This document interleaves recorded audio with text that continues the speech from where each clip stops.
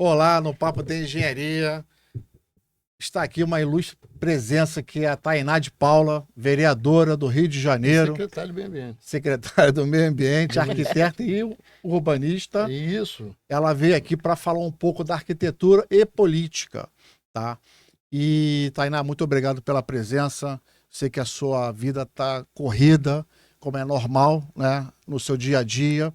Mas antes de começar, o Marcão vai agradecer mais um pouquinho e vai falar um pouquinho dos nossos patrocinadores. Tainá, favor. primeiro assim, Obrigada, um prazer eu estar às aqui. vezes, ele fala, fica me sacaneando que eu vou devagando assim, né? Esse podcast, viu, Tainá? Nós fomos, é um podcast Papo de Engenharia, mas não é de engenharia. A gente descobriu que não é de engenharia. A gente botou Fala de tudo, né? Isso. Mas na frente nós vamos até falar de outras coisas. Mas engraçado é que a gente fala de você é o quinto ou sexto arquiteto. Arquiteto, eu acho que é Legal. terceiro ou quarto. Teve Marcela Abla, teve Bacana. Cristina Nassif, teve a Maria Isabel Tostes, né? Legal. Teve o Cirene Menezes. Todos eles estiveram aqui Sim. conversando sobre arquitetura. Legal. Porque não é uma coisa para engenharia. A gente Sim, descobriu. sim. O técnico teve aqui o Gilberto, o Palmares. Palmares legal. teve aqui o Osíris, Osíris. que é também técnico. Legal. E a gente vai, de alguma maneira, tentando estabelecer Articular figuras que estão no campo da construção civil. No campo da tecnologia. Sim, Porque legal. isso não só valoriza o profissional, como é um momento histórico. Nós estamos gravando para a história. Então Exatamente. você vai para a história Muito da bom, tecnologia. muito bom. E eu queria te agradecer, porque não é fácil. Eu sei que você é uma pessoa extremamente ativa, né? Eu conheço o seu ativa e veloz. A minha pegada. Sua pegada alta, uma tratoraça, e aí eu sei que é difícil você vir aqui para parar uma hora para conversar com a gente. Ah, Queria mas te é um agradecer, prazer. especialmente agradecer a Larissa. que Larissa também me aturou. A Larissa também é um Wagner. pessoal teu. O Wagner, Gustavo. o Gustavo. Não, tem também a Raíssa. A Rayane. Rayane. Também me Garantiu lá aturou a agenda. muito. Teve agora uma que saiu, que era a Alessandra. A Alessandra, também maravilhosa. trabalhou todo bem. Sim. E eu queria agradecer esse pessoal teu, que é um pessoal altamente qualificado, altamente educado Sim, e atencioso. Deixa eu falar aqui, Luiz. Ó, esse aí é um patrocinador, é o Luiz, que é o consultoria Legal. de elevadores. É a Contec Obrigada, Engenharia. gente. Continuem patrocinando o podcast. A segunda, tem uma outra, Papo de Engenharia, depois nós temos que diminuir esse tempo, que eu passei para 10 segundos e depois eu acabei me arrependendo, que é muito tempo, para eu poder falar. A Braip, eu não sei se você conhece o Jorge Omar, é inspeção predial de gases. Obrigada também. Da gás comercial, Comercial e residencial, né? E esse é o IBEC, que é o Instituto Brasileiro de legal. Engenharia de Curso, que é do meu amigo Paulo Dias, um especialista na área. Há muitos anos, né? Muitos anos. Então, Referência você no sabe mercado. tudo, sabe Sei, tudo, sei. sabe tudo. Então, eu acho que tem de alguma maneira ou de outra. Você sabe que nós estamos aqui, essa que começou uma avaliação no evento de fazer podcast, nós já fizemos mais de 80. Olha só. Mais de 80. Nós temos mais de 80. E cada Muito papo é um bom. papo muito legal. Cada papo é um papo interessante, Sim. você vai se surpreender. Engraçado com isso. Depois, quando você vê, ou alguém vê, você vai se surpreender com o que você disse aqui. Porque é impressionante. Vocês são especialistas em extrair o melhor das pessoas. Vai, Luiz. Tainá, muito obrigado. Não, imagina, Luiz. Mas só para começar, por que a Tainá lá atrás optou pela arquitetura?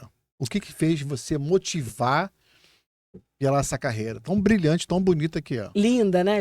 Eu sou suspeitíssima, porque eu sou apaixonada pela arquitetura. A arquitetura é uma escola para mim, uma referência, um lugar de reflexão, mas também de tentativa de construção de uma outra sociedade, né? Entendo muito o papel do arquiteto como fundamental nessa construção de uma sociedade mais justa, e eu entrei nessa área, nessa carreira, justamente por isso.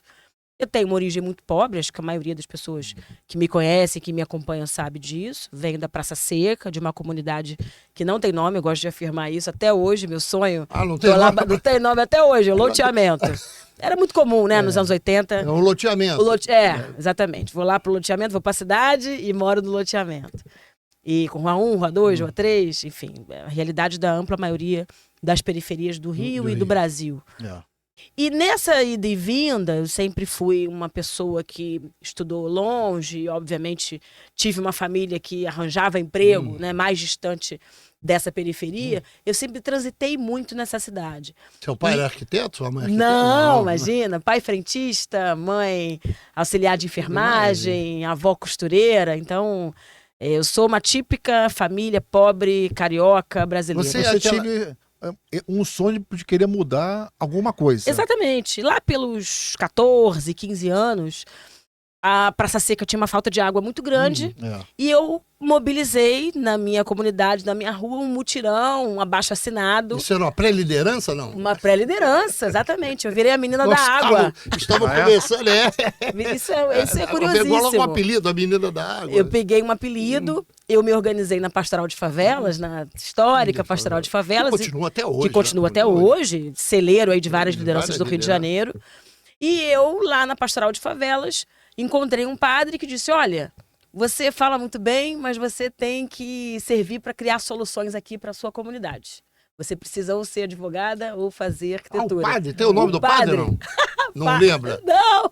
Não lembro. Não lembro o nome do padre. Que legal, cara, mas que legal. E ele me incentivou muito você sabe nessa... igreja, não? Sei, claro, Nossa Senhora Sagrado Coração. Aquela Nossa Senhora Sagrado Coração. Nossa Senhora Sagrado Coração, ali no centro da Praça Seca. E nessa trajetória... Veja, isso tem, não vou falar a minha idade aqui. Sou jovem há mais tempo, tenho um tempinho. Eu não tergiversei, prestei vestibular numa época que ainda não tinham cotas, né, sociais nem raciais. Foi super difícil. Eu vim de um colégio muito bom, que é o Pedro II. Ah, você estudou no Pedro II? Você Estudei passou para a prova? Aquela prova era dificílima. Dificílima. Passei no 5º ano. Passou para qual? No antigo 5º ano. São Cristóvão ou não? Passei no Engenho Novo. No Engenho né? Novo. Eu fiz o meu primeiro ano lá, e depois fui para Tijuca e depois para o centro. Meu último ano foi no centro. Excelente escola. E continuamos morando na Praça Seca. Continuei morando na Praça Seca. Um deslocamento grande. Né? Demorava-se 2 horas para sair da Praça Seca e vir para o centro, né? Chegava cansado e botava Chegava exausto. Exatamente. E aí? Realidade dos nossos. Essa realidade é uma realidade quase todo brasileiro. E curiosamente, Luiz e Marcão, eu nunca deixei de trabalhar para os mais pobres, estudar isso na faculdade. Eu acabei me especializando na minha própria realidade. Sempre estudei favela, me especializei. Você sempre ficou lá na comunidade? Sempre morei na Praça Seca. Na comunidade. Fiz a minha faculdade inteira morando na Praça Seca. E desde o primeiro semestre da faculdade eu me especializei em urbanização de favelas, em discussão de moradia, assistência técnica, e fui galgando essa trajetória que muitos conhecem. O debate da moradia, a discussão do acesso direito à cidade, a discussão da mobilidade urbana, de justiça ambiental e climática, que hoje está muito na moda, e a gente falava muito de sustentabilidade, comunidades sustentáveis, comunidades saudáveis. Sou muito dessa geração que falava muito a discussão da água. A gente se conheceu na discussão da água. Mas me diga uma coisa, como é que você faz? Que assim, Tainá, a gente não tem como não tocar nesse assunto. Mulher negra, sim, né? Como é que era isso? Tinha dificuldade? Dificílimo. Ou você se conseguiu se impor com a sua palavra, com sua liderança e avançou? Marcão, eu sempre gosto de afirmar que eu... infelizmente, estou naquela estatística da negra única. Obviamente, fui a primeira mulher formada da minha rua, a primeira mulher formada na universidade pública na minha família, muito pioneira nessa geração das mulheres negras de 40 e poucos anos do Brasil. E, ao mesmo tempo, eu fui muito um projeto coletivo desse processo. As pessoas, os meus vizinhos, os meus familiares, queriam muito que a Tainá desse certo. Que a Tainá não entrasse para o tráfico ou para a milícia, que a Tainá não se envolvesse com o caminho a possibilidade que desvirtua. A possibilidade de dar errado era grande. Grande. Então, eu lembro que os vizinhos me davam carona para eu ir direto para o ponto de ônibus e voltar para casa, para não ficar ali à própria sorte na rua.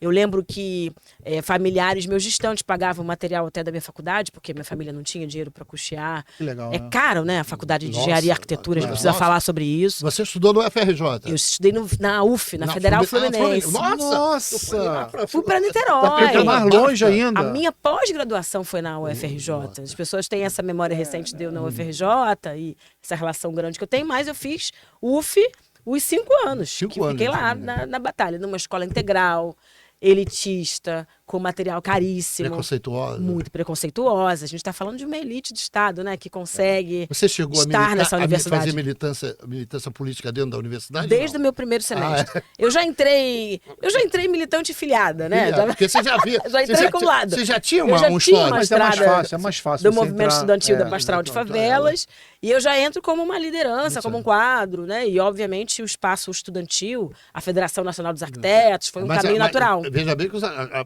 negro não é bom. Eu costumo dizer que engenharia e arquitetura não foi feito para negro. Não, porque ela tem um limite estrutural, que é o custo de você manter a universidade. Tem o lugar das relações sociais que você tem, os grandes projetos e os grandes consórcios, os grandes negócios das empresas, dos principais escritórios são fechados no tênis, no uísque, nos espaços familiares das famílias ricas. No clube. Nos clubes que nós não somos associados. É verdade. Então isso foi um limitador, mas ao mesmo tempo, como eu tive a grande ideia de me especializar, por isso que eu deixo aqui um grande recado, que acho que o caminho para o mais pobre e a figura de classe média baixa que queira seguir essa profissão, é um recado que eu dou muito direto, muito contundente, se especialize, seja brilhante no caminho que você quiser trilhar, tem espaço. Eu acho que a gente tem um vácuo hoje muito grande, tanto na arquitetura quanto na engenharia. Tente fazer sua graduação sanduíche, saia do Brasil, vai ter que trabalhar 2 vezes, 3 vezes mais do que uma pessoa mais abastada, essa é a verdade, mas são carreiras que te oportunizam e que dão oportunidade para você crescer. Mas você também precisa ter um certo grau de perseverança. Claro, exatamente. Tem barreiras para caramba. mas Barreiras demais. Você precisa. Mas ela falou Muito. uma coisa importantíssima. Ela queria. Sim, Você gostava. era muito focada. Focada. Isso. Então, as barreiras de distância, de Exato, moradia, exato. ela passou igual trator. Mas Então, ela quer fazer. Eu saí da universidade empregada, coordenando projetos. Já no escritório? Já no escritório. Quer Eu dizer, trabalhei. no escritório? Claro, imagina, no escritório? Arquitraço Projetos, inclusive um beijo, meninas. Solange Carvalho, maravilhosa, Daniele. E não saí de grandes escritórios até abrir um escritório próprio que me projetou. Você chegou a ter um Eu escritório cheguei a próprio? ter um escritório próprio. Na área de urbanismo ou Na área de urbanismo, arquitetura? na área de urbanismo. E aí fiz urbanização de favelas, plano diretor pra caramba, plano de habitação. Eu tenho alguns planos de habitação aqui no estado do Rio de Janeiro. Urbanização de favelas robustas. Se a gente pegar Pavãozinho, Catangalo, tem projeto nosso, Manguinhos, Jacarezinho, Favela Bairro 2, Jacaré, tem a nossa... Você chegou a participar do... Cheguei a participar de Favela Bairro né? 2, sim. Olha, tô falando a minha idade, Brasil! Mas ninguém vai, deixa o pessoal fazer a conta lá. Exatamente, Eles ficam na exatamente. dúvida se é mais ou se é menos. Mas aí me diga uma Mas é uma coisa muito emocionante. Você Você acha ter a que- honra de você acha entrar que- num projeto você seu, acha que quando- ver como- construído. Você se realizou como profissional? Muito. Muito. Muito. Isso é curioso, porque eu não, apesar de ser uma figura da política, extremamente politizada, de esquerda, desde muito jovem, eu nunca fui uma figura pública da política. Eu sempre fui uma técnica, que eventualmente os mandatos, né, o próprio partido te convoca, te chama, ou Os para ocupar um políticos te espaço. convocam pra você- opinar, para você construir projeto de lei e tal, a Lei Nacional de Assistência Técnica, a discussão do Minha Casa Minha Vida 1 e 2. Eu participei muito dessa agenda mais robusta de políticas públicas do Brasil recente, do Brasil lulista, vamos dizer assim. Mas eu nunca fui uma figura parlamentar, né? Que as pessoas me viam como, tem que ir pra urna, tem que se eleger e tal. Na crise que deu no Brasil, deu ruim, né? Vamos falar da Lava Jato, que destruiu a construção civil, Destruiu as empresas. destruiu as empresas, os escritórios Destruiu a fecharam, engenharia. massacraram os arquitetos e engenheiros. Então, nesse momento onde a gente foi massacrado, eu falei, olha, eu preciso fazer mais do que ficar mendigando projeto aqui e acolá, eu preciso representar a minha categoria e eu preciso representar um projeto de cidade, de sociedade. Não tem ninguém falando disso. Mas paralelo com isso, você tinha um projeto popular, de Sim, periferia. periferia de- dos mais pobres, de manter os direitos, de defender muito. Acho que polarizar, essa polarização toda, é muito claro que os arquitetos e os engenheiros entenderam primeiro a Lava Jato. Olha, Posso até não gostar do Lula, posso até não gostar do PT, mas isso aí está destruindo, Tá destruindo nossas empresas. nossas Tem empresas. alguma coisa acontecendo. Como é que derruba a Odebrecht? Como é que derruba a Carioca Engenharia? Como é que derruba todas as empresas desse ecossistema da nossa construção civil, da nossa tecnologia brasileira? E todos aceitam isso. E todos aceitam isso. Isso é ruim. Então Foi eu ruim. acabei virando Não, uma mas voz essa- de é claro. combate a Eu isso, de acho que defesa nossa. Essa abertura para você, quer dizer, essa abertura do ponto de vista da engenharia e da arquitetura, da arquitetura, da arquitetura e das empresas foi ruim, mas do ponto de vista das lideranças foi bom, porque Sim. aí emerge uma liderança claro. tentando esclarecer o que está acontecendo. E trazer um pouco, disputar essa sociedade que já estava em disputa, polarizada, dividida, já no 2013. E a partir de 2013 eu começo a construir minha trajetória política, vamos dizer assim, e aí tenho Mas como é que que dá essa sacada? fechar o Como é escritório e pensar em outro como caminho. é que a Tainá arquiteta, desculpa, a arquiteta dá essa sacada de que eu preciso participar? Porque isso, você sabe por quê? Eu vou te contar, vou te falar. Nós aqui temos uma discussão de que nós, engenheiros, e aí os arquitetos e os técnicos, somos mal representados nas câmaras de vereadores, nas assembleias legislativas e no Congresso Nacional. Sim. Como é que você dá essa sacada? Eu vou para lá porque eu preciso Lembro como se fosse hoje. A minha decisão, eu já estava inclinada. Eu fui a primeira mulher negra candidata a conselheira federal do CAL. Não sei se você lembra Lembro, disso, há claro, anos claro. atrás. E, enfim, acabei reverberando numa opinião, dizendo, nossa, essa menina é interessante, ela tem coisas a dizer e tal. Ela pode ser um quadro. E eu acabei me aproximando de uma figura que, obviamente, vocês vão lembrar, que é a nossa saudosa Marielle Franco. lembro. Participei ali muito fortemente da construção daquela liderança, daquela campanha. E durante o mandato dela, ela pensava muito a discussão do direito à cidade, obviamente, da discussão da favela. E Que era uma nós, discussão muito voltada dentro da maré, né? Que ela tinha uma força. uma base ali na Base, maré, enfim, uma discussão sobre favela e cidade. E lá pelas tantas, nós construímos ali a Lei Municipal da Assistência Técnica do Rio de Janeiro, a partir do mandato da Marielle. E a própria Marielle falou assim, Tainá, eu acho que você tem que se candidatar. É porque você chegou a hora. Chegou o momento, Chegou o esse seu bando de momento. arquiteto fala aí de você. Eu acho que não tem ninguém. O Bittar já tinha chegado, que era um engenheiro importante, um quadro importante, que estava fora da política naquele momento. O Eliomar era deputado. O Eliomar já é era deputado, já com uma certa idade, jovem há mais tempo. A gente precisa de uma voz que entenda isso. Porque, por mais que eu goste da pauta e te fortaleça, pô, esse bagulho aí que você fala, não fala exatamente isso. Esse bagulho que você fala, não consigo reproduzir. Mas era urbanismo ou era a parte de A discussão de direito à cidade e favela. De construção, né? Isso. Aquele ambiente. Não é urbanismo. Deixa de Exatamente, ser. não deixa de ser. E eu comecei muito a construir, eu vou ser candidata em 2018. E aí, em Mas 2018 ela falou- não só a minha Como é que candidatura funciona- aconteceu, mas o mundo Como é que mudou. funcionou a sua Lula cabeça? preso, PT massacrado, Lava Jato. Eu acho que foi o momento certo de eu Mas como é decidir. que você decide isso? A sua cabeça funciona assim? Por quem sabe eu vou testar minha É uma popularidade? virada- Que é uma vai testar a popularidade. Marcão, Pode uma dar certíssimo, pode dar erradíssimo. Pode dar erradice. É, Uma mas- virada de chave É. que não é automática, ela é gradual. Eu lembro que eu fui candidata em 18, ao mesmo tempo que eu estava projetando a casa da deputada Rejane, enfermeira Rejane. A casa que ela mora foi projetada por mim. E, enfim, você fica um tempo nesse mundo duplo, tendo profissional e político, não tem jeito. Olha, gente, eu tô de 9 às 18 aqui tem Não, porque tem escritório. os boletos. E é viciante. Porque tem os boletos todos. Exatamente. Você não E quer é que você pagar viciante, E é esses boletos. viciante. Alguém precisa pagar essas coisas. E você tem uma vida que acaba de 9 às 18 e depois esse horário complementar da política, e a política vai tomando conta. Ah, mas tem uma reunião à tarde. Ah, mas tem um café da manhã. Ah, mas tem um Aí seminário a em Brasília. arquiteta vai ficando pra A depois. arquiteta aí foi inverso. Eu era arquiteta à noite, virando noite, como podia.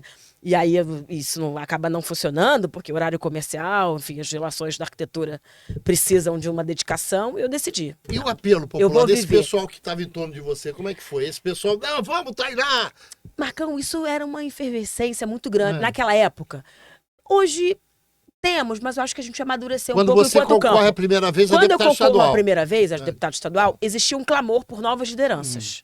Porque todo mundo achava que o Lula ia morrer na cadeia. Não sei se você lembra disso, né? Porque às vezes a gente esquece que passamos momentos muito difíceis. A gente tinha o Ciro já dando sinais de que ia pro lado de lá. Nós tínhamos um Boulos ainda super raivoso, que não era o Boulos de hoje. A gente tinha Marielle executada. Gente, a gente achava que a gente ia morrer enquanto campo, que não ia ter liderança. E o PT também estava mal das PT mal das pernas. Tinha 2 vereadores na Câmara, era uma coisa horrorosa, que não eram, do ponto de vista ideológico, mas tão próximos de nós. Era uma doideira. Então, assim, o cenário era... O Eduardo tinha perdido a eleição de 18 para governador. Então, o cenário era muito terrasado. Bolsonaro em cima, Witzel aqui, Crivella... Coisa que estava complexa. Se consolidando como um candidato forte em 2020. Então era um cenário muito dramático, mas um cenário onde as lideranças que se posicionaram, que tiveram a coragem política, não, vou meter a cara e vou me candidatar, foram muito bem.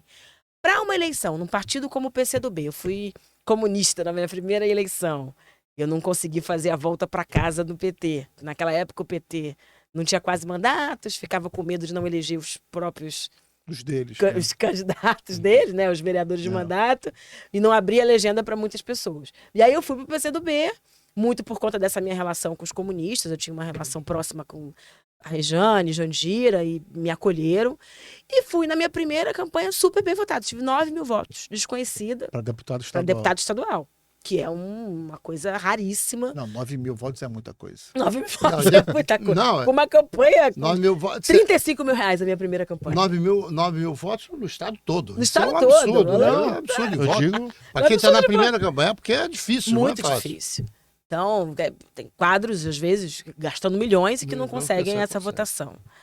Em 2020, o partido, e até nós imaginávamos, né, a base ali militante que me circulava, e me circula até hoje em grande medida, imaginava que nós repetiríamos essa votação. Não. Vamos fazer 10 mil votos. Diga-se de passagem que o 9 mil votos que te credencia. Isso. Claro que credencia. 9 mil votos partido. Olha, você de outra outra forma. Tainá, que a gente não Tainá é uma quis. aposta. Ela começa a virar uma aposta. Ela, que a Tainá, que a gente não quis, meteu 9 mil Meteu 9 mil votos. votos. Vamos pegar essa treta pegar e e construir com ela. De 9 mil pra cima ela vai. Isso. E foi exatamente isso que aconteceu num cenário onde a gente empatou com o Lindbergh Farias. Quer dizer, tinha sido senador, prefeito, enfim, altamente credenciado, super parlamentar. E a gente ficou 31 votos atrás dele em 2020. Ele fez 25 mil votos, eu fiz 24.985. Uma coisa assim, muito próxima. E, obviamente, aí a gente vira um fenômeno, né? O tal fenômeno eleitoral que acontece de tempos em E a tempos. tua cabeça? A minha cabeça ficou a mil. Eu te falo que eu fui pouco preparada para a terra arrasada da política. A gente pega a legislatura, eu não sou parlamentar em nenhum outro lugar, eu sou parlamentar na Câmara de Vereadores que tinha acabado de executar a Marielle.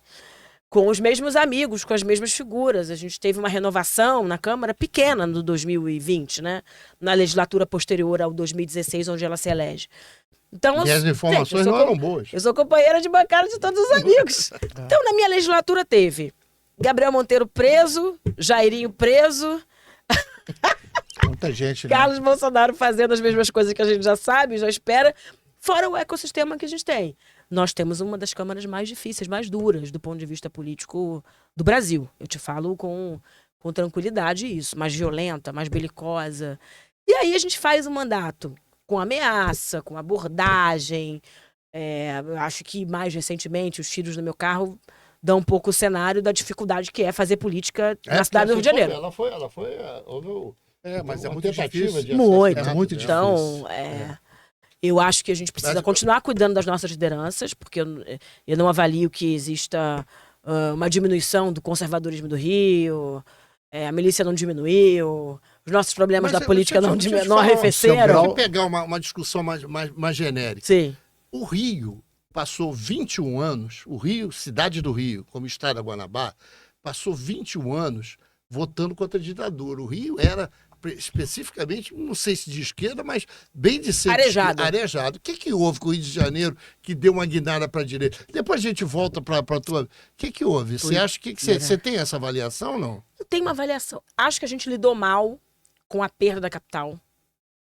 Eu acho que existe uma depressão econômica crônica no Rio de Janeiro que a gente não consegue ter longos períodos de pujança, e acho que a construção civil sente muito isso. A gente tem uma guinada no início dos anos 90 e depois a gente retrai. A gente tem uma guinada nos primeiros anos do governo do presidente Lula e depois a gente retrai por conta do lavajatismo. O Rio de Janeiro é basicamente turismo e serviços. E com um tecido industrial destruído, nós mudamos de setor econômico prioritário, era industrial, a gente tinha grandes polos industriais na cidade do Rio de Janeiro. Acho que a Santa Cruz, a Grande Santa Cruz, ainda concentra ali alguma coisa, mas 5, 6% do nosso PIB hoje. Isso aí. Nós precisaríamos ter uma maior pujança que já tivemos com GE, Mas o que eram já... Eu acho que não consegue mais. Indústria têxtil, A gente perdeu. Indústrias têxteis, São Cristóvão. Metalúrgicas. Eu avalio que nós não temos ainda, eu acho que o plano diretor o mais recente serviu de step, de escada, para a gente começar a refletir sobre isso, para além do turismo e do serviço. Acho que nós somos mais.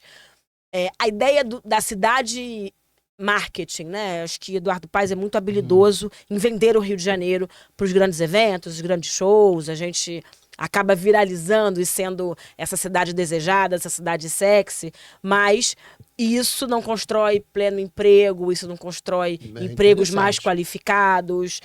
Tem um teto, né? O Metri tem um teto salarial, não é um engenheiro. O engenheiro pode chegar no CEO de uma grande empresa. Um arquiteto pode ser dono de 2, 3 escritórios, fora a sua cadeia produtiva. Mas a grande maioria... A grande maioria não. Então restrito a serviços... A gente precisa dar uma guinada. Acho que Eduardo tem visto a tecnologia como um filão da próxima década, e eu acho que trazer o núcleo de inteligência da BID. Não sei se eu estou dando spoiler aqui, prefeito, desculpa. Acho que é um avanço. Ele já falou isso. Já anunciou, falou, né? Porque a gente fica na dúvida. O que eu ouvi na reunião do secretariado? Trouxe, inclusive, os caras do BID. Isso, né? Exatamente. Recentemente. Mas pode ser o caminho, pode ser esse caminho. Eu acho... Um polo...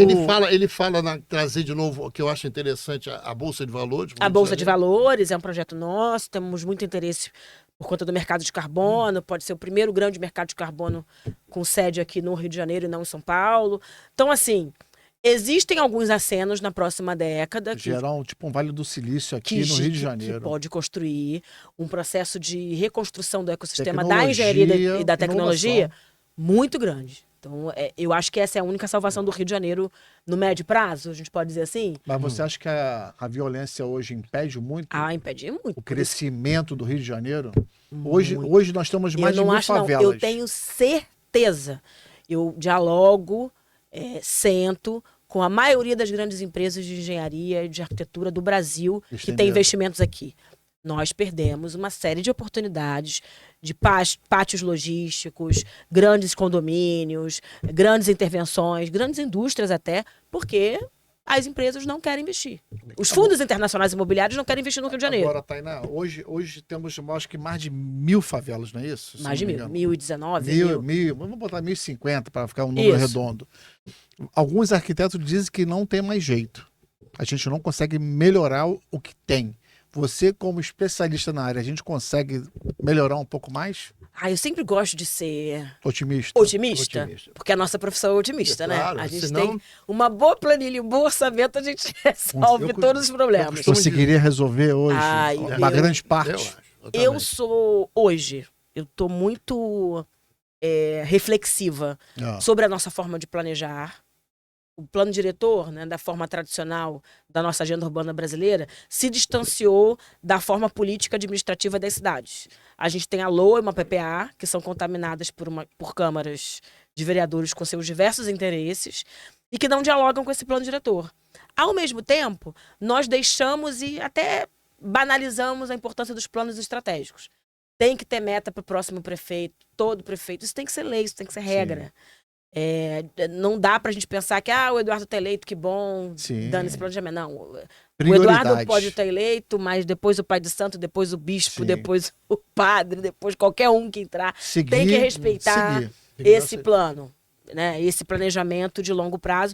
E a nossa crise crônica de habitação, que acho que toca muito a nossa pauta, a nossa praia, se dá pela falta de planejamento. Vem uma grande ideia do governo federal, vem um ciclo virtuoso, como é o Minha Casa Minha Vida. Depois esfria, para... Depois esfria, acabou. Como vou contar, mas eu não queria perder o seguinte, não vamos voltar a esse assunto, eu acho que dá tempo. Eu vou voltar que você estava... Eu desvio tua conheço, fiz um atalho. Quando você é eleita a primeira vez, eu quero voltar a isso. Aí você é eleita, você chega lá com uma Câmara adversa. Totalmente adversa, né? E aí, qual vai ser a postura sua? E aí eu faço um caminho muito diferente. Isso é muito curioso, eu quero dividir aqui com vocês. Eu não sou o capitão com o povo que está nos ouvindo. Eu não sou o Capitão Nascimento, mas eu faço estratégia. Tenho estratégia. Estratégia. Tem várias palavras. Eu sabia que a esquerda não era a maioria. E eu, de forma curiosa, eu não quis me posicionar como uma figura da extrema esquerda na casa, na Câmara. Quem me acompanha há muito tempo sabe que eu não sou uma mulher radicalizada, né? Que se nega a dialogar com o outro, que se nega com o diferente. E eu fiz 2 movimentos muito importantes. Primeiro, participar da discussão da mesa diretora da casa, entender quais eram as necessidades do presidente, que é um sujeito de centro, dialoga com todo mundo, que é o presidente Caiado. E eu me coloquei à disposição para reconstruir a Comissão de Assuntos Urbanos, porque o prefeito tinha uma agenda urbana muito grande na última legislatura, Reviver Centro, Porto Maravilha. Ele queria aprovar muitas leis da pauta urbana.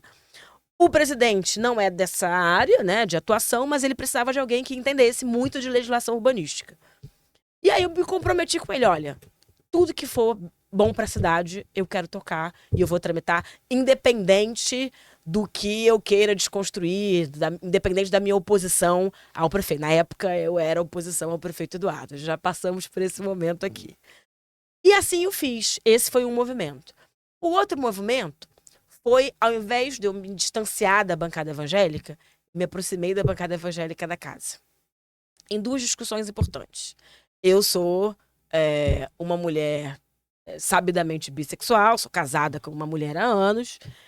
Você tem uma filha? Tem uma filha. Quantos anos tá? 11, enorme. Enorme. E para eles, para os evangélicos da casa, era muito importante fazer uma comissão da família. Falei, não, eu tenho família, eu sou casada. Eu vou participar da comissão da família. Isso foi um escândalo no Rio de Janeiro na época. Como a Tainá tá junto com os bispos, com os padres, com todo mundo. Você acha que organicamente a esquerda te fez uma crítica forte, o pessoal mais à esquerda, mais orgânico? Isso foi estranho na época. Mas isso foi determinante para que eu aprovasse absolutamente todas as minhas leis ao longo da minha legislatura. Então eu virei uma figura da oposição do Eduardo, que apresentava projetos de lei na Câmara e que aprovava os projetos de lei, que era uma coisa rara. A esquerda consegue aprovar pouquíssima coisa, porque tem as dificuldades de tramitar e tal. E isso foi me colocando num lugar de relevância política na cidade. E as pessoas, para além da esquerda, começaram a me procurar. Começaram a descobrir empresários. Mas é inteligente. Uma política mais eclética. Exato, isso? Exatamente. Eu comecei a virar uma espécie de vereadora entregadora. Para além da figura dos bons discursos, para além da figura de marcação de opinião. E isso fez automaticamente que eu virasse a presidente da Comissão de Assuntos Urbanos, que nunca na história da Câmara alguém de esquerda assumiu esse papel. Eu fui presidente durante toda a legislatura, né, da primeira legislatura. E eu recebo, acho que o ponto máximo dessa minha participação na cidade é quando eu recebo o convite para ser secretária do prefeito. Por que você recebe esse convite? Que nunca ficou claro para mim. Olha que curioso. Lula se elege, vou te falar aonde eu recebi o convite. Lula se elege presidente do Brasil. O ano era 2022, o ano maravilhoso das nossas vidas, todos felizes, sonhando com o Brasil que tinha voltado. E eu fui à COP como representante do... COP 29, a COP 28. 28, né? Como representante, 28 não, 27. COP 27, em Dubai. Representando ali a delegação do Rio de Janeiro, como vereadora, como parlamentar. E Eduardo também vai. Eu vou, faço falas, o presidente Lula super afetuoso comigo. E o Eduardo Paes brinca. Presidente... Olha, ela bate em mim, ela não quer saber de mim lá no Rio, mas eu acho que ela seria uma belíssima secretária. E aí o presidente Lula, Pois faça, eu também acho. E foi assim que eu recebi o convite. Já saiu de lá convidada. Já saí de lá convidada. É claro que a gente esperou os ritos, Isso, né? então. E a tramitação interna, as discussões internas do PT. E o PT me indicou para ser secretário, de fato, chancelando aí o meu convite informal que eu tinha recebido na COP. Mas eu participo muito desse processo de reconstrução, legal, né? legal. Da agenda ambiental do Brasil. Você vai pra secretaria, isso fortalece você politicamente? Você acha que muito? Melhora muito? Porque na Câmara... Dá muito mais visibilidade do que você já tinha? Marcão, legislativo. Eu sou apaixonada pelo legislativo. Eu tenho, assim, um carinho, uma dedicação ao púlpito, às pautas. Eu sou boa de debate, gosto de enfrentamento, gosto de discussão. Quando o Carlos Bolsonaro está animado, eu me animo o dobro, o triplo, eu vou para cima. Mas o executivo muda a vida das pessoas. E isso mexeu muito comigo. Não tem nada de mais marcante que você ser um instrumento político de transformação da vida do outro. De resolver a vida das pessoas. Pode ser uma árvore que está caindo em cima de uma casa e que dá medo. Você acha que o executivo está mais exposto? Você está mais... Claro, você é vidraça. Está num enfrentamento você com a população? Você está num enfrentamento direto, de cobrança, de raiva, as pessoas... E de ter posições contrárias, às vezes? Mas também de muita generosidade da população. Óbvio, você é visto por um público muito mais amplo do que o seu próprio eleitorado. Eu não falo hoje só para os arquitetos e engenheiros. Amo vocês, eu sou apaixonada. Mas a gente fala para todo mundo. Sim. Então, isso ajudou a construir a minha persona público-política. Isso me ajudou a modular o meu discurso. A gente fala um engenheirês que quase ninguém entende, vamos combinar. Agora vai lá defender moradia para dona de casa, para vizinha, para desempregado. Vai falar das nossas pautas importantes. Vai lá. Muito difícil. Imagina. Mas aí você tinha um projeto político para a Secretaria do Meio Ambiente? Não. Você tinha um projeto ou você organizou a partir do quê? Dos seus amigos, da sua experiência? O que eu entendi? Na pauta ambiental, eu sou muito importante numa discussão. Construção de uma cidade justa e a garantia de acesso à qualidade ambiental para todos. Ambiental para todos. Acesso ao verde, acesso à água potável, acesso à qualidade de vida, a boa qualidade do ar, a moradia. Então, hoje eu sou um instrumento político dessa discussão. Eu sou uma figura que debate a justiça ambiental e climática. Você foi nesse caminho. E eu fui muito nesse recorte. Como é que a gente garante que todos os projetos de urbanização da prefeitura tenham um projeto de arborização, que isso não existia. A gente, engenheiro e arquiteto, sabe. A gente faz várias obras que não tem nem a obra pública, né? Que não tem, isso não era um padrão. Curiosidade, você sabe que eu sou apaixonado por esses projetos de parque. Entendeu? Eu tinha uma discussão sobre muito obrigada. Eu fui nos parques todos, e tinha uma discussão política. Se era bom ou se não é bom? Eu fui ver que Marcão, era muito bom. Me elogia, não é muito bom? Eu já vou desde o Parque Madureira, que eu fui no parque, que já era incrível. A ideia do Parque Madureira é muito incrível. E a ideia dos outros parques todos foi espetacular. A discussão de parques urbanos com qualidade, caros, porque cada parque nosso é caro. Gente, eu tô falando de um parque Realengo que custa 40 milhões. Eu tô falando de um parque Uaíba que custa 46, um Ritali que custa 32. Então é investimento público na veia, com uma qualidade, com um alto padrão de engenharia, que inclusive produz uma injeção de ânimo no nosso ecossistema aqui, falando cá entre nós, que é muito positivo. E produz o que é uma coisa interessante que às vezes você não produz. Eu vou te contar uma história, eu já contei aqui, é que uma vez uma discussão, para você beber um pouco d'água, uma vez uma discussão com o arquiteto de Caldas. Sim. E ele me falava assim, ele falava que a Quinta da Boa Vista devia ser o Central Park. Sim. E eu achava interessante aquela discussão. Tanto é que ele comprou os terrenos todos em volta daqui da Boa Vista. E está fazendo... Quando eu conheci o Central Park, eu entendi por que ele fazia. Porque a implantação de um equipamento público levanta o equipamento privado. Levanta o entorno, claro. E muda, inclusive, a forma como as pessoas transitam na cidade, como as pessoas têm, inclusive, impacto na sua própria saúde mental. Gente, você mora numa favela, você está no meio do Chapadão, com criminalidade, violência, tiro, miséria, desemprego, fome. E aí, agora, depois de um parque, como é o Parque Pavuna, você abre a porta da sua casa. Você abre a porta da sua casa e tem árvore pra caramba, equipamento urbano de graça pro seu filho brincar. O realismo O seu filho vai- espetacular. O time acomodou Então, a não tem rapaziada do nada que local. Mudou não tem. Isso muda a vida das pessoas. As Isso pessoas de é lá que injeção de ânimo As na pessoas de lá veia. que lutavam tanto pelo aquele parque, O parque e que sempre- ele só botou metade, mas eles já estavam com o projeto. Não, ele prometeu, nós vamos aumentar, porque Aumen- porque ainda tem uma Exatamente. briga para aumentar lá, mas os caras Exatamente, todos exatamente. realizados. Sim, e isso fez muito parte dessa nossa incidência, Trajetória, da né? nossa construção de dizer, olha, nós precisamos fazer um processo de reparação ambiental no Rio e investir em meio ambiente na periferia. E o Eduardo comprou essa ideia. Eu lembro que quando a gente lançou os 5 primeiros parques da gestão anterior, agora tem mais 5 sendo desenhados, ele recebeu uma crítica na Folha de São Paulo, que era o título assim, Eduardo Paes, o prefeito parque. Que pra que tanto parque no Rio de Janeiro? O Rio de Janeiro já é uma cidade verde e tal. E aí eu preocupadíssima. Meu Deus, eu vou ser Impactar, exonerada. né? Vou olhar o Diário Oficial pra ver se eu vou ser mandada embora. É hoje. Vai sair antes, hoje que eu antes de falar comigo. Eu vai me exonerar, depois me O avisa. cara gastou meio bilhão Mas de a reais em qualidade- parque e recebeu uma crítica. Ele vai me matar. Mas a qualidade de vida para as qualidade de pessoas não vida. tem preço. Olha, eu lembro como se fosse hoje. Não. Não é urbanista, não é engenheiro, não é nada. Tá na Fique Tranquila. Nós estamos mudando a vida das pessoas. Isso Ele é- falou E isso pra encerrou o você? assunto, falou isso pra mim. Aí eu tava assim, tremendo, assim, mandei O 6 prefeito da manhã. falou? O prefeito respondeu. Eu mandei encaminhada, ele já tinha já tinha recebido várias encaminhadas da crítica. E ele, de forma muito Nós generosa, estamos me com respondeu. 5 e mais 5 para entrar. E mais 5 pra entrar. E assim, existe manutenções, existe uma série de trabalhos ali, Sim. gera muito trabalho, né, para aquela região. Tá tudo alinhado ao longo Muito. do tempo. A gente tem um desafio, né? Durante o processo de construção, a gente garantiu que a gente tivesse custeio para os próximos 4 anos Sim. para esses parques estarem ativos, porque É.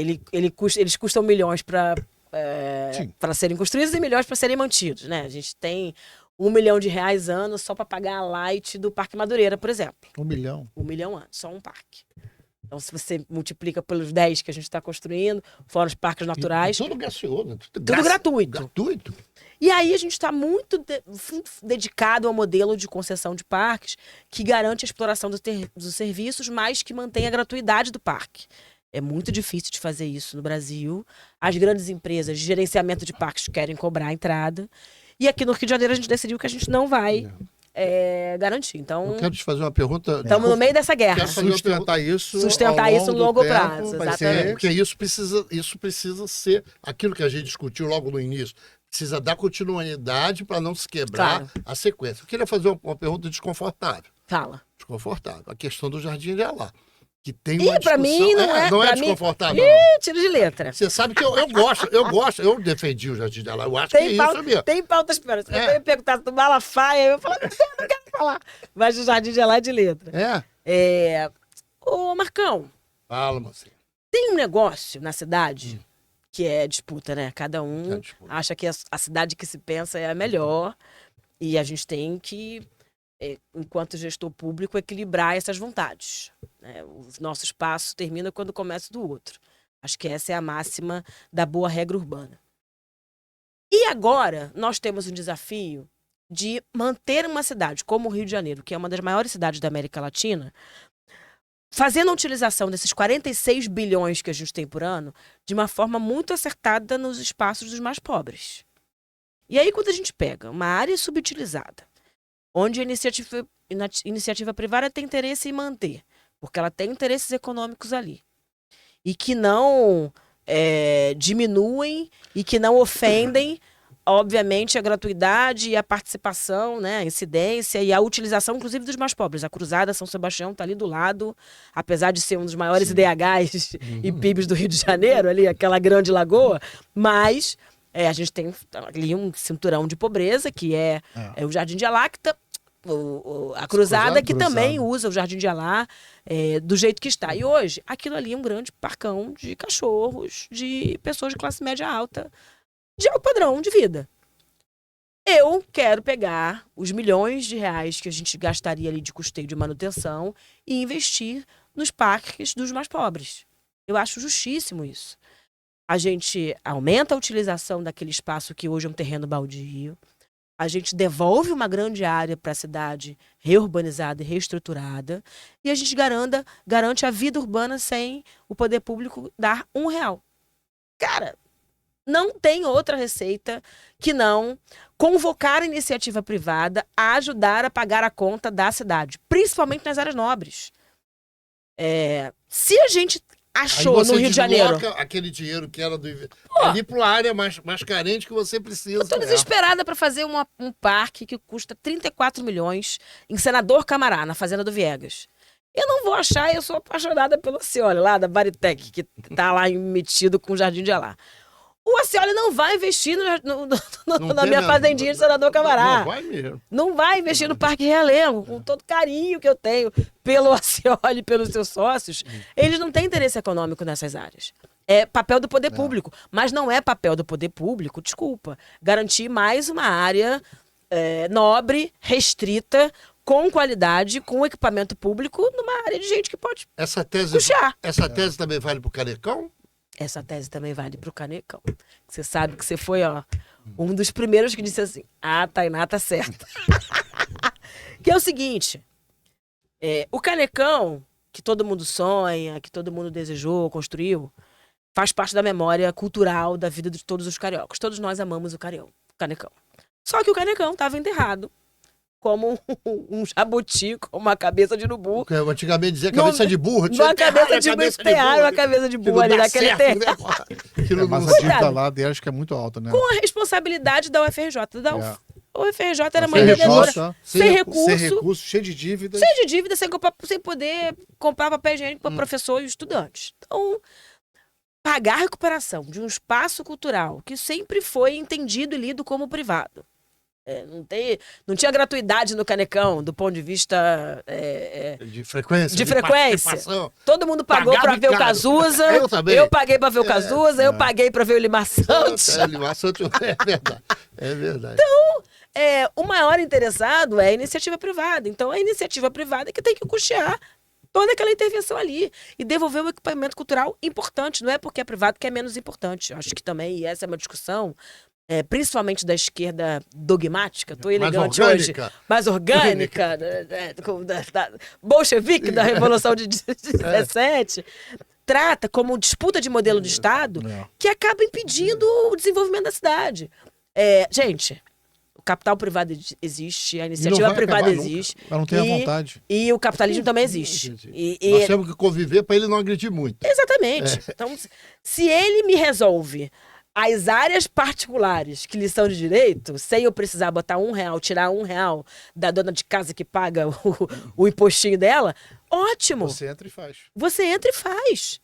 Então, acho que isso é a boa governança urbana. Eu acho que é esse caminho. Eu tava conversando. O que não dá é a privatização do espaço público. Isso. Aí eu tô no meio de uma batalha ali na Praça da Harmonia, vou dar um exemplo. Harmonia aqui no Porto. Existem festas que estão cercando a praça que é pública e cobrando ingresso sem pagar R$1 da prefeitura. Eu falei, olha, isso não dá. Isso é ocupação do espaço público. Você está cobrando um acesso para um lugar que é 100% público, pago pelo Estado, mantido pelo Estado. Que história é essa? Isso não pode. Isso é uma inversão de valores. Mas um espaço privado, um espaço que atende a uma determinada classe de alta renda, ser custeado, mantido pela iniciativa privada... Eu acho que isso, de alguma maneira, resolve um problema seu, pessoal.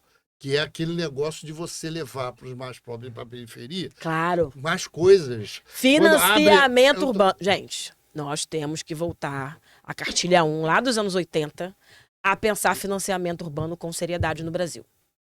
Hoje, a esquerda consolidou uma tese de que é apenas o Estado que deve custear todas as intervenções na cidade. Que não é verdade. Né? Isso é um erro, isso é um equívoco. Não é literal. Isso a gente, inclusive, desconstrói avanços, como, por exemplo, as operações urbanas. Mas isso é difícil para você bater de frente com esse... Muito, porque tem um setor da esquerda que não quer se arejar, que não tem experiência de gestão, que inclusive não passou pela experiência profissional que nós passamos, porque também tem isso. Com todo o carinho que eu tenho. Tem muito discurso e pouca... Eu acho que a universidade prática. A universidade é central para uma série de discussões. Mas Quem está no front da executibilidade e da vida real cotidiana, os resoludores, os que resolvem problemas, entendeu? Traz as soluções. São fundamentais para a construção de políticas públicas que avancem e que garantam o seguinte: os mais pobres não podem pagar conta dos mais ricos. Isso é uma equação que, para mim... Eu quero fazer uma pergunta a você, de novo. Eu fui cortando, mas depois eu volto. Imagina, a gente vira que faz um... Me diga uma coisa, sabe, eu estava conversando antes de você chegar, eu votei 6 vezes no Eduardo Paes, vou votar a 7ª. Por que eu dei 7? Por que eu vou votar 7 vezes no Eduardo Paes? O Eduardo Paes não é um político assim, da minha visão política. Do seu campo ideológico. Do que eu fui constituído. Eu tenho uma discussão. Por que será? Ele é eficiente, ele é brilhante, ele é um bom síndico. Tem uma constelação de fatores, tá? É uma coisa... Quem explica o Lula? Quem explica o Mujica? Tem uma constelação de coisas. Eu mais no Eduardo Paes do que no Lula. Tadinho, nosso bom velhinho. Também o Lula ganhou, disputou com grandes quadros, né? Primeiro eu tenho um monte de saudade da nossa oposição. Eu era oposição ao FHC, meu Deus do céu. Não é FHC. Devolvo o FHC dos bons tempos. E Brizola, né? Mas por que todo mundo fez isso? Eu tô brincando com essa coisa do Lula, eu sei, porque eu acho que a raia do Eduardo sempre foi mais fácil do que a raia do Lula. Ponto. Sempre foi mais fácil. Sempre foi mais fácil. A política fluminense é uma várzea, a política carioca também. Existe uma desqualificação muito grande. O lavajatismo fez com que ele virasse o único quadro sobrevivente. Tanto pela direita quanto pela esquerda. Tanto pela direita quanto a esquerda. Então, essa raia tá meio solta. Olha para os lados. Um sujeito que mantém pelo menos uma espinha dorsal democrática, né, de dialogar com todo mundo. Eu acho que é isso. Não pode defender simplesmente a esquerda ou necessariamente a direita, mas ele compreende e respeita os espaços e campos ideológicos de cada um e convive com isso. Ele consegue conviver comigo e com o Otônio de Paula. Ele despacha comigo, despacha com Malafaia. Né? Ele é um sujeito que consegue transitar. Tem habilidade pública. Lula é assim. Lula é assim. Lula é assim, uma puta habilidade então, é um sujeito... Ligou pro Trump e o Trump agora disse que nos entendemos e tal. Eu brinco, se você perguntar para ele, ele vai te repetir a mesma coisa que eu vou te afirmar agora. Nós tivemos mais brigas do que consensos ao longo da nossa vida íntima política. É briga todo dia. Briga porque temos visões de mundo distintas. Mas ele tem muita habilidade de, construir convergências. Chama constrói. Ele é um aparador de aresta. Ele entende, inclusive, quando cessar a conversa. Olha, esse cara aqui não serve pra nada, dá trabalho, ou é um sujeito que atravessa os limites políticos que eu acredito. É um sujeito muito correto nisso do ponto de vista ético. Né, o Lula diz que ele cumpre acordo. Cumpre acordo, cumpridor. Tem que saber pedir. Isso é bom na política. Eu, com essa convivência, aprendi muito nisso. Às vezes, a política tem muito isso, né? Você não sabe pedir e tem a expectativa que o outro faça o que você está pensando ou sonhando. Política é arranjo. Política é combinado. Tem que ser combinado bom para todo mundo. Não só para si. Conversa. Então, ele é muito amadurecido. Há 40 anos fazendo isso, né? Praticamente. É verdade. Então, pra gente não... É um cara brilhante. Merda, Luiz. Agora nós podemos falar o que você fez, para você não passar por aqui essa discussão e não sacramentar o que você fez nos últimos 3 anos na Secretaria do Meio Ambiente. O que você fez? Você tem coisas as quais você se orgulha, além dos parques ou alguma coisa você tem? Muita ou coisa. Pretende fazer? Sim, claro. Então vamos nessa vibe. Cara, a gente conseguiu construir... O Rio de Janeiro é muito protagonista nos mutirantes ambientais. A gente tem o reflorestamento urbano do Rio de Janeiro. Mais de 40 anos. Mais de 40 anos. A gente tem os Guardiões dos Rios, que fazem a limpeza urbana dos rios há muitos anos. E a gente instituiu outros 2 programas que falam muito para a educação ambiental. Primeiro, as Guardiãs das Matas, que é o maior programa de educação ambiental focado em mulheres da América Latina. São mulheres de território de favela e periferia que fazem o mesmo trabalho dos agentes de saúde, porta a porta. Quais são as suas doenças a partir da contaminação da água, quais os seus problemas ambientais, tem um cuidado e uma relação de maior proximidade da Secretaria de Meio Ambiente com os territórios de favela e periferia. Isso é interessante. Muito importante. Isso é muito importante. Então a gente tem redução quase de 30% do índice de lixões clandestinos no Rio de Janeiro por conta dessa atuação, que são arranjos, né? Esse diálogo entre com o LURB, o poder institucional e os territórios de favela é uma ponta que faltava no Rio de Janeiro e a gente tem equacionado isso. O protocolo de calor, que foi talvez uma das minhas maiores os maiores enfrentamentos aí públicos que eu tive, receio da construção civil, receio do setor de eventos, como é que a gente para a cidade quando chega num calor extremo. Foi muito diálogo e foi muito exaustivo esse debate, mas eu acho que a gente teve uma rápida resposta depois da morte da fã da Taylor Swift, que gerou uma repercussão grande mundial. O Rio de Janeiro foi pressionado a tomar uma ação e a gente com habilidade política e coragem. Hoje tem protocolo. Não teria aquele show se fosse hoje, por exemplo, na cidade. A gente chegou a 62 graus de sensação térmica naquele dia. Foi um colapso quase, né? E a gente chegou no grau 5 com tranquilidade, que é o grau extremo onde a gente faz um lockdown climático para impedir que as pessoas se desloquem, venham a óbito, enfim. Acho que isso é um golaço para a cidade. Várias cidades vêm replicando isso, inclusive nós somos finalistas de um dos maiores prêmios ambientais do mundo, que é o da Bloomberg Philanthropies. Vai se dar aqui o resultado nos próximos dias. E eu estou felicíssima. Espero, inclusive, quando esse podcast for pro ar, a gente já é premiado. Vamos tentar ver se na semana que vem a gente já coloca no ar. Exatamente. E a discussão da intervenção ambiental, principalmente de arborização e requalificação ambiental nas favelas. A gente implementou essa política. Tem um programa com um nome que eu acho belíssimo, que é o Cada Favela Uma Floresta, com obra já prevista, nos próximos dias previstos para Maré, Alemão em janeiro, e fazendo 5 grandes favelas as nossas intervenções. Então a gente vai ter sombra, água fresca, renaturalização de rios, horta. O que você tem a ver com aquele programa? Me mandaram um convite, que vai ser Plano Municipal de Resíduos Sólidos, é isso? Plano Municipal de Resíduos Sólidos, claro. Nós vamos ter agora, acho que é 22, de noite, eu acho que é no DR. No DR. A gente está girando muito fortemente o Rio de Janeiro para a discussão dos seus resíduos. A gente é uma das capitais que menos recicla no Brasil. Nós temos um índice aí que flutua entre 3% e 9%, é um índice muito baixo. E a gente quer aumentar até 2030 para pelo menos 30% do nosso resíduo reciclado. A gente implementou a Fábrica Verde, que já recicla resíduos específicos, Tetra Pak, lixo eletrônico, resíduo têxtil, coco. Essa política de reciclagem precisava ser arranjada na cidade. A gente estimulou muito essa discussão. E a última etapa desse processo é o Plano Municipal de Resíduos Sólidos. Acho que vai ser um golaço para a cidade.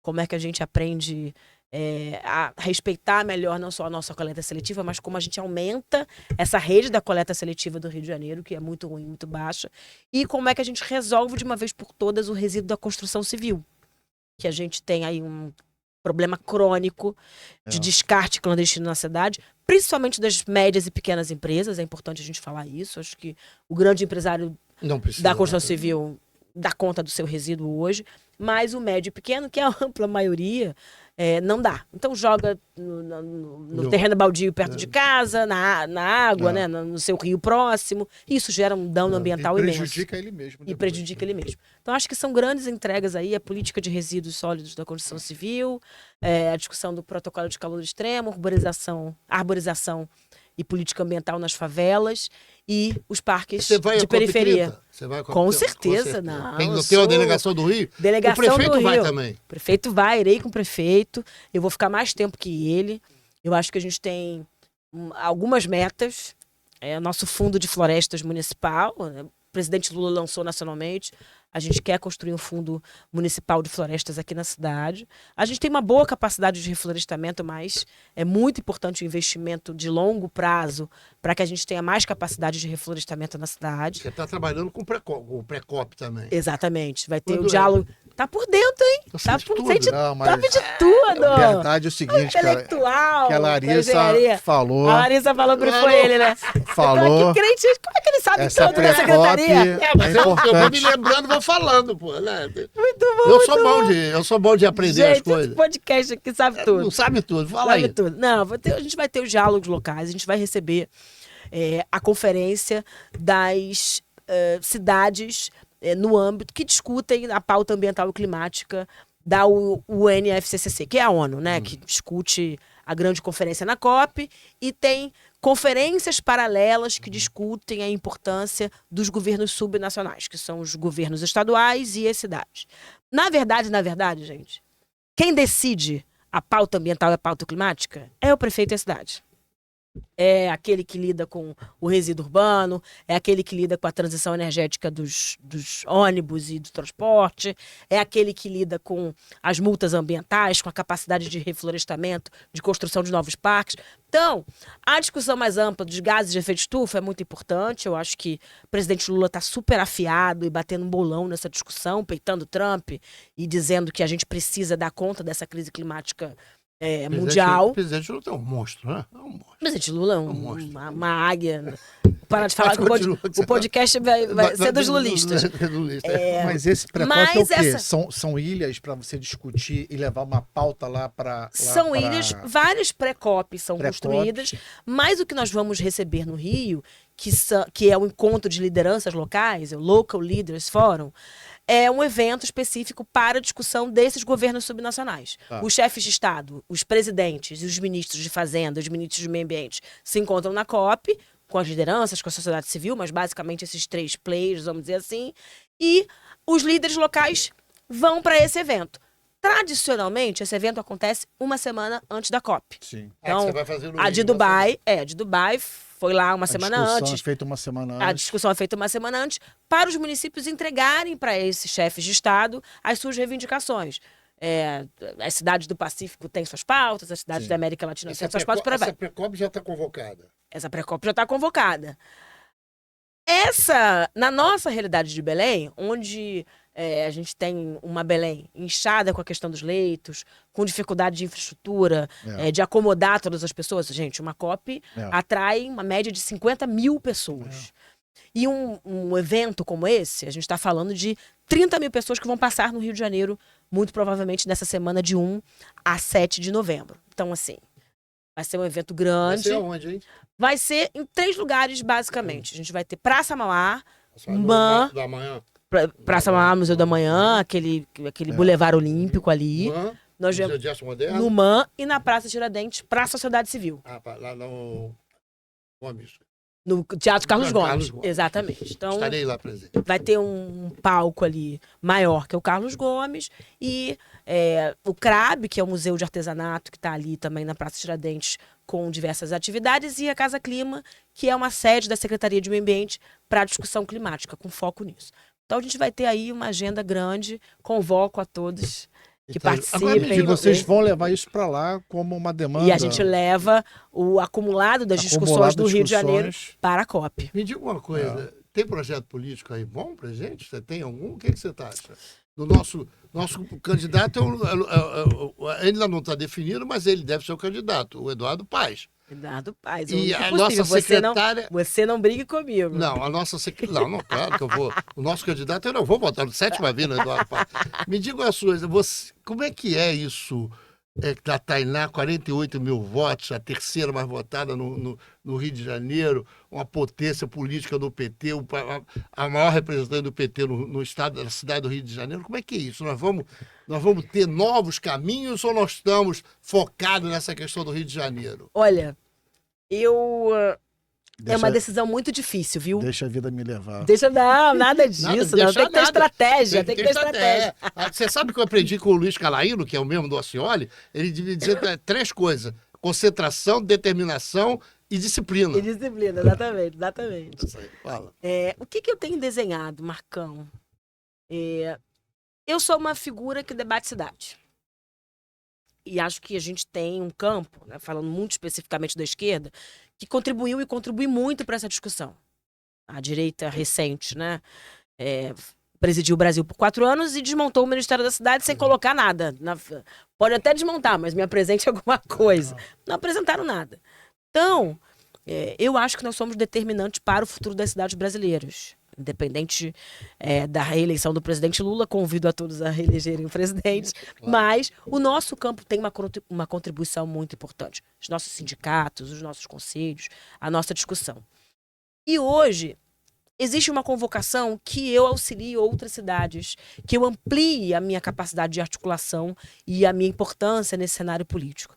Por isso eu coloquei a minha pré-candidatura a deputada federal. Ah, é? Quero cumprir esse papel, esse desafio, ajudar o presidente Lula em Essa Brasília. agora foi boa que eu falei né? Parece que eu não sabia. Mas eu já sabia. Vai Já falar. tava brifado. Claro que o pessoal me informa antes. Vai falar. E eu quero muito cumprir esse papel. Acho que a gente tem uma discussão de revisão de marcos importantes nossos que não estão sendo revistos. O marco de saneamento é um deles.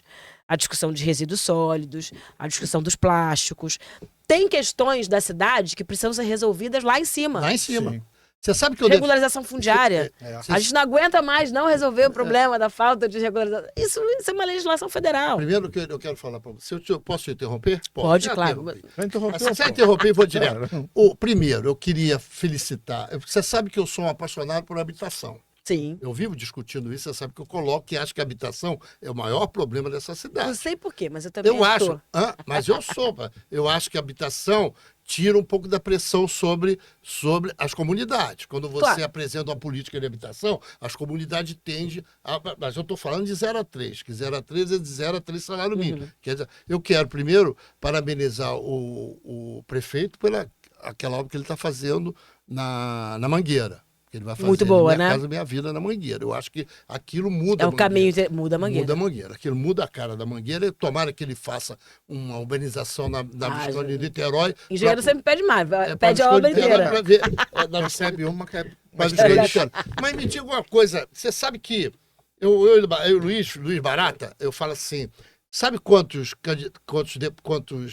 engenheiros e arquitetos tem no Congresso Nacional? 25. 25. 5 são senadores. O Cid Gomes, o Omar Aziz, Eduardo Braga são engenheiros. Sim. E mais 20 e tantos deputados, nenhum deles eleito pela engenharia ou pela questão das políticas públicas no que diz respeito à engenharia e arquitetura. Sim. Você vai participar dessa discussão? Você vai tentar se eleger em cima dessa discussão? Eu vou pedir ajuda dos nossos. Porque lá os caras são eleitos em cima do agronegócio. Sim. Claro, tem vários agrônomos lá. Outras demandas que não é da engenharia e da arquitetura. Luiz, Marcão, você muito franca. É claro que quando a gente atinge esse patamar eleitoral, nós organizamos um voto eleitorado que se expande, se espraia para além das nossas vontades e para além das nossas pautas. Mas, hoje, a organização da Tainá, a ideia da figura pública Tainá, está ainda muito ao redor da discussão do campo do debate urbano, da discussão de cidade, da discussão de arquiteta, de engenharia e das nossas áreas correlatas. As pessoas me leem muito identificada com essa pauta. Seria até estranho eu não falar sobre construção civil, eu não falar sobre tecnologia, não falar sobre setores produtivos. As pessoas iam estranhar. Você ia me mandar um zap. Será que você não tá falando mais da gente? Esse saneamento aí, essa história da cidade, como é que tá aí? Como é que tá essa história dos royalties? Você tá sabendo? Eu sou muito cobrada nesse dia a dia. Né? Da poda de árvore até... cadê o nosso termo territorial coletivo? Cadê a resolução do termo territorial coletivo aqui na minha favela? Então, existe um lugar onde eu sou muito empurrada para discutir essas pautas, então, portanto, eu não posso abandoná-las. Você não pode fugir disso. Eu não posso fugir disso. Mas a pauta da mulher negra é muito estratégica. Sim, a pauta da mulher e da mulher negra. A pauta da mulher e da mulher negra é muito fundamental para mim. Claro. Hoje eu tenho uma identificação... Mas é uma pauta antiga sua, isso não tem nada... Eu conheço essa pauta. Eu fui acumulando. Acumulando. E hoje eu tenho um papel curioso, que é representar esta mulher negra popular, mais pobre, que é uma responsabilidade muito minha. Claro. Se a gente olhar a chapa, Claro. o meu voto, ele atinge em Uaíba, atinge Senador Camará, atinge para além, inclusive, do próprio Rio de Janeiro. Eu trabalhei anos em Nova Iguaçu e eu tenho uma base muito organizada em Nova Iguaçu. Como eu não vou dialogar com a realidade, com as demandas dessa mulher?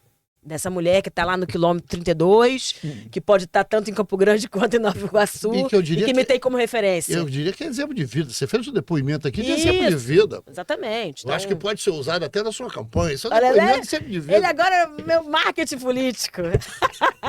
Mas eu acho que é interessante. Eu, sinceramente, quando eu recebi essa notícia, eu fiquei pesaroso. Eu acho que é uma... E você, assim, eu acho, opinião pessoal minha, eu acho que você é uma política em potencial. Você já nasceu política lá, daquela liderança lá da Lá água, na Menina da lá Água. da água lá. Eu acho que você é potencial. Eu acho que a gente precisa preparar um pouco esse campo. Claro que se perder, cai para vereador e... Bom, não importa. Olha, meu coordenador de Não, campanha. mas Luiz. se joga... Não, mas é uma coisa... Você está apostando alto, não acha, não? Claro. Você está apostando Lógico. fichas todas. Acho não que tem, acho que sair, não tem. não Mas tem que sair, apostar alto. não sair com aquele sanduíche de mortadela com queijo, pequenininha, lá da Praça Seca, sem apostar muito alto. Sim. Nós só temos essa oportunidade para transformar, para construir, romper fronteiras. Eu acho que é o momento acertado. É a última eleição do presidente Lula. Existe uma ideia de que eu faço parte desse processo de reconstrução dessa democracia. Eu sempre fui muito firme com o nosso campo, a defesa das ideias. Eu fui pro fronte desde 2013, não saí da rua, não saí desse lugar. Você continua na luta. Eu continuo E nesse você lugar. não tem medo. Você vai em frente. Você sabe que o último. Então- Você sabe que o deputado federal da última eleição teve 30 mil votos, foi o deputado Raimon. Exatamente. Ele teve 30 mil Exatamente. votos. Se a eleição fosse hoje, nós estaríamos com o mandato. Com mandato. Mas aí é outra história. Claro, porque aí é o outra estado conjuntura. todo, outra conjuntura. Exatamente. Você acha que tem bala na agulha para vender isso também no estado todo? Bala na agulha que eu falo, discurso você tem. Você acha que tem uma popularidade grande no estado, ou pelo menos ajuda para poder melhorar esse número de votos? Lógico que tem. Ah, Receba, Luiz, essa profecia do Lógico Luiz. que tem.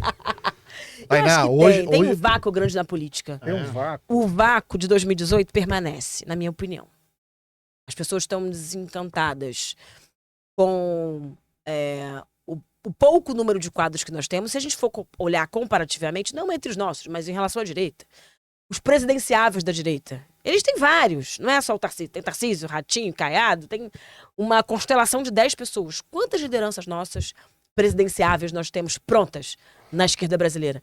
Isso é um cenário do nosso esvaziamento, Você acha da que em dificuldade de renovação que em nós 30 temos. nós vamos ter um problema.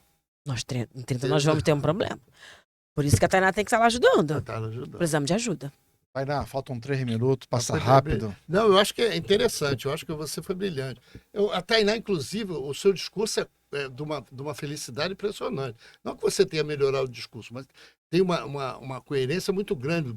Você tem e isso é difícil, né? Você pensar e falar o que você está fazendo. Com certeza, sim. Tem que ter um treinamento muito treino grande, grande. uma experiência muito Sim, grande. sim. Porque você, inclusive, está defendendo os interesses do E ter clareza das ideias. Perfeito. Falei, Lindbergh Farias me falou, olha, para você, eu entrando na câmara com muito medo do microfone, uma coisa é você pegar 3 minutos uma falinha no alto de um palanque do carro de som da CUT, outra coisa é você defender as suas ideias na frente do bolsonarista, 15 minutos na câmara, né? Não, então outra Uma coisa. coisa interessante, o Eduardo Paes está tendo uma boa perspectiva de ganhar. Está tendo uma boa perspectiva. Vamos ver, vamos manter essa toada. perspectiva. E você, como representante da esquerda no Rio de Janeiro, do PT principalmente, você talvez seja a política mais importante do PT hoje. Eu não me engano ou é verdade? Do ponto de vista Gente, político. você tá me amando tanto, Não, sim, mas não é maravilhoso. não. Do ponto de vista, se você teve, eu não sei, pode ser que o Quaquá, pode ser que, né? Mas você não acha que o Quaquá é prefeito, não vai sair deputado federal? Eu acho que nós temos constelações de quadros, nós temos brilhantes quadros. Eu ia falar do Lindbergh, né? Eu trabalhei para ele, fui estagiária do Lindbergh, trabalhei com ele na prefeitura de Nova Iguaçu e tive a honra de dividir parlamento com um dos melhores oradores do Brasil, né? Um sujeito historicamente reconhecido por isso. E ele falou, olha, você tem 3 coisas que faz um bom orador. Você é muito estudiosa, você tem um sorriso bonito e você sempre quer melhorar e fazer melhor. Um bom político tem que ter essas 3 coisas. Tem alguma coisa que a gente não falou aqui? Eu espero que sim, né? Tem sempre Eu acho que tem coisa. bastante coisa que nós não falamos. No próximo, quando tempo... ela for eleita, vamos chamar ela de novo. Não sei se... Eu volto. Tem que ser logo, porque eu queria falar um pouco sobre Fala. acessibilidade depois. Vamos falar. Sobre parcão para pet. Legal. Eu acho que isso Bom é debate. importante. Sim. E para isso construir melhor nosso município, Sim. Nossa nosso Rio de vivência, Janeiro, né? Nosso nossa Rio. vivência. A pena que passa rápido, falta aí acho Boa, que né? 2 minutos. Eu falo pra caramba. Considerações finais para aquele garoto ou para aquele Não, eu engenheiro. não deixo você falar também, porque eu falo muito também. Parece que eu tô candidato a alguma porra. Fala aí. Marcão, vamos botar você na Câmara. Bota Qual ele lá. Câmara? De vereadores. Ele com medo. Boa, Desesperado de não, sair mas eu Brasília. acho que tem gente mais preparada do que eu. Eu não acho que não é impossível. Mas Claro eu acho que que não. tem gente mais preparada do que eu. Bobo Vamos lá, demais. diga aí. Agora faça Considerações finais. Finais, não. Considerações. sobre arquitetura, sobre política. Sobre que... Não, Se primeiro- pede voto, não tem problema. Não, primeiro recado pro nosso estudante de engenharia e arquitetura. Luiz, acho que esse cara a gente tem que proteger, defender como ouro, falar que você é o futuro da nossa profissão, da nossa cidade, da nossa sociedade. Não desista. A gente tem uma evasão, estava aqui falando com os meninos sobre a nossa evasão escolar, evasão acadêmica muito grande. E olha, eu fiz uma universidade pública distante, passei fome nesse período, porque não ganhava nada, não tinha mesada da família para me bancar. Faculdade integral você não trabalha, você precisa ficar ali dedicado. Então foi um período muito difícil para mim, que me marcou muito positivamente, profundamente, mas positivamente. Eu estou aqui na luta, transformando vidas, construindo a sociedade, a cidade que eu acho mais justa, e isso foi fundamental, eu acho que para o Rio de Janeiro, para o Brasil e para pessoas como eu. Então não desista, continue no chão da universidade. A outra coisa é que a gente precisa falar mais do papel do engenheiro e do arquiteto. Eu quero fazer uma convocação a você, arquiteto e urbanista, que não gosta de falar de política. A gente falou muito aqui de gestão pública, de como é que a gente toca os nossos projetos, as nossas ideias, como é que a gente faz engenheiros ricos, donos de escritórios e de empreiteiras. Por favor, saiba em quem vota. Participe disso, se engaje em processos políticos, se filie. Acho que a gente sofreu um processo de vilanização da política, isso é muito ruim. Isso faz com que você se afaste e outras pessoas ocupem o seu lugar na política. E essa seara é nossa. Nós somos os melhores gerentes, os melhores planejadores urbanos e a gente tem que estar aqui dentro. Bora, tudo nosso. Perfeito, perfeito. Kainá, eu queria agradecer a você mais uma vez. Imagina. Agradecer você, é especial para mim. Eu acho que você é daquelas políticas que vai dar certo, com certeza, vai dar certo. Vai dar certo. Já deu, cara. Não, vai dar certo agora. Não Já é? deu. mais, Não, eu mas é que ela vai dar um salto Tainá, qualitativo. Ela chefe vai... da Casa Civil. Vice-governadora. É, eu vou lançar vice-governadora, pode? Vice-governadora. Então, essas coisas todas que eu acho que, de alguma maneira ou de outra, ela merece fazer isso, que é uma lutadora. Eu queria te agradecer. Imagina, dizer pra obrigada, você, meninos. Foi um prazer. Foi um prazer imenso Obrigado. te ver aqui. Imagina, Luiz. Queria que você me desculpasse, eu sei da sua agenda pesada que você tem. E eu quero agradecer a você, agradecer a Larissa, pessoa que me trata com o maior carinho. Tem o povo aqui, ó, trabalhador aqui atrás. Wagner aqui atrás e o Gustavo. Então, aqui, porque eu sou do teu staff, que eu sempre acho que esse pessoal do teu staff, eu falei com eles antes. Eles Esse pessoal sofrem. eu falei com eles também. É o pessoal do teu staff que te dá o apoio. É isso, É que exatamente. você tem a referência, né? Exatamente. Você, quando tá atrás, você olha assim para trás. Tô mais com eles do que com a minha filha. Exatamente. É isso. Abraço. Obrigado, Abraço, hein? beijo, Obrigado. papo de engenharia. Adorei. Tchau.